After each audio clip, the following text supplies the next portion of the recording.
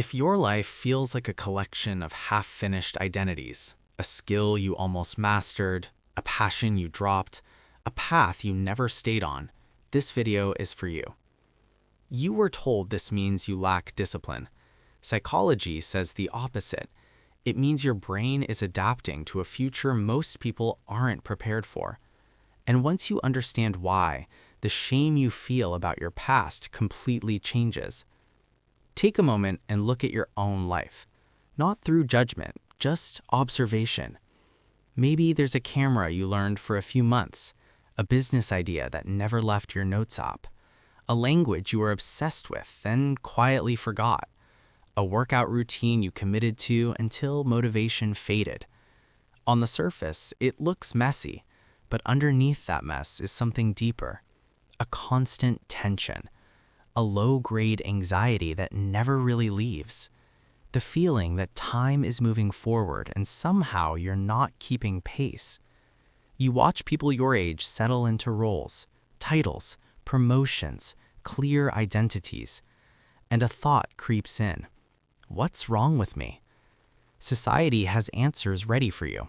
They call you unfocused, inconsistent, someone who can't stick to one thing. But psychology doesn't frame it that way. Psychology asks a different question. What kind of environment produced this behavior? For most of the last century, success followed a simple formula. Pick one skill early, go deep, stay there for decades. This worked because the world itself was stable. Careers were linear, industries evolved slowly, skills stayed relevant for a lifetime. If you invested deeply in one craft, the return was almost guaranteed.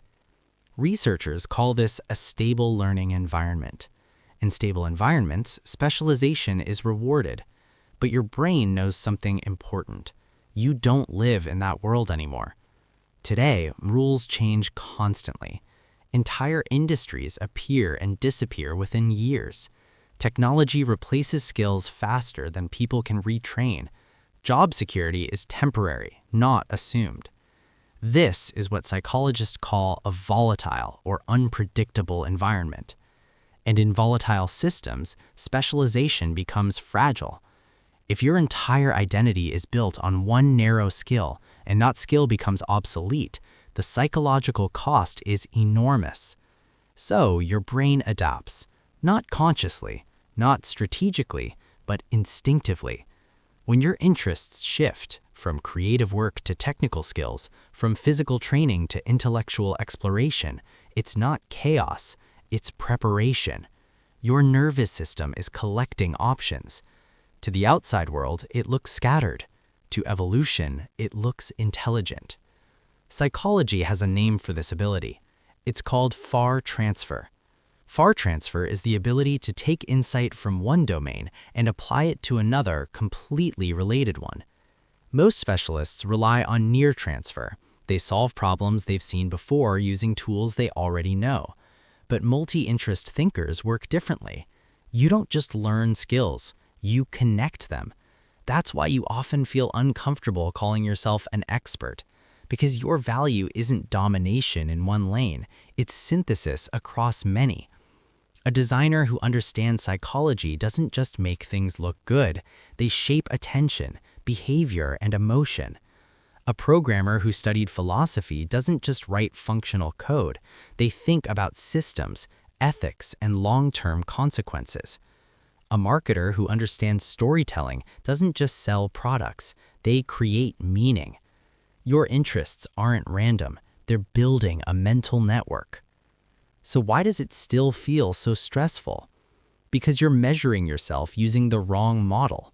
You're comparing a nonlinear life to a linear one. You see people your age climbing ladders and it feels like you're starting over again and again. But you're not restarting, you're stacking. Each interest adds a layer of understanding. Each phase adds cognitive range. Each detour adds perspective. Psychologists describe this pattern as an M-shaped mind. An M-shaped person doesn't have one deep specialization. They have multiple pillars of depth connected by curiosity. The problem isn't having many interests. The problem is trying to build all of them at the same time. That's where burnout comes from. That's where guilt creeps in.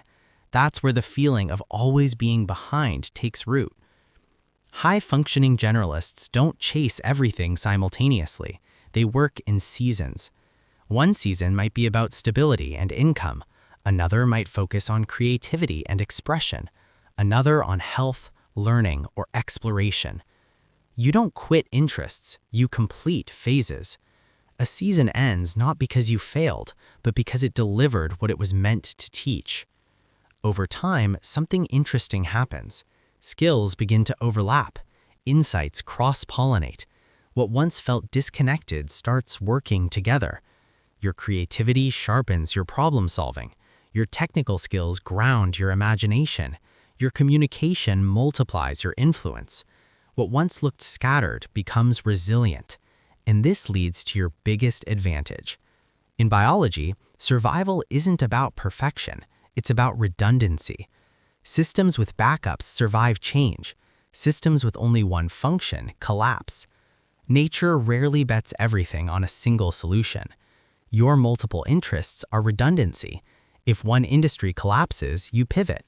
If one identity breaks, you adapt. If one path closes, you don't freeze. You're not indecisive, you're anti-fragile. The future doesn't reward people who are only one thing. It rewards people who can reconfigure themselves without losing momentum. People who can learn fast, connect ideas, and move across domains without losing their sense of self. So stop apologizing for your unfinished projects. They weren't failures, they were training cycles. Each one taught you how to begin again, how to learn quickly, how to let go without collapsing. You weren't meant to fit into a single label. You were meant to connect worlds that others never will.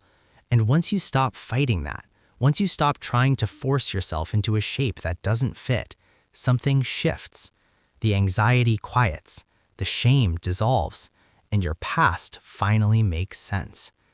If this resonated with you, drop a heart in the comments. And if this made you see your past differently, stay tuned for more psychology like this and subscribe. You're not behind, you're early.